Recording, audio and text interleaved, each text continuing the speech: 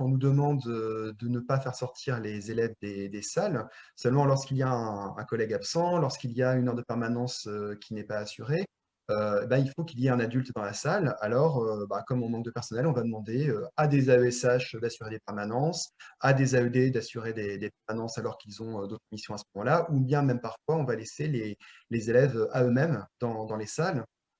Et donc, ben, du coup, on va devoir se dépatouiller avec les moyens du bord. Et moi, c'est vraiment cette impression de débrouille qui déjà m'énervait dans enfin, les années précédentes et qui là maintenant est montée à un extrême et qui met les élèves et les personnels en danger d'un point de vue légal, au point de vue des responsabilités. Au début de l'année, les élèves se déplaçaient encore de salle en salle avec des sens de circulation. D'ailleurs, c'était assez éloquent. Au début, il y avait des flèches de circulation, et puis quand le protocole a changé, j'ai vu les agents en train de frotter les flèches parce que c'était devenu caduc.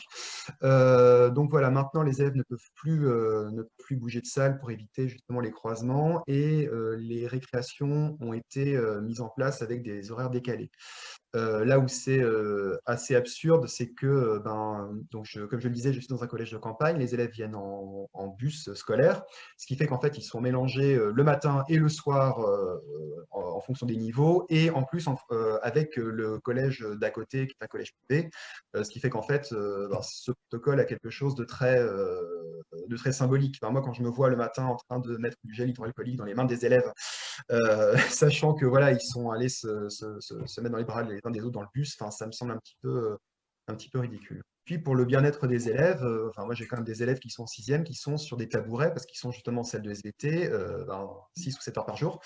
On fait cours donc, dans des salles qui ne sont pas du tout adaptées. Je pense notamment à une salle de technologie où les élèves sont tous cachés derrière des écrans d'ordinateur.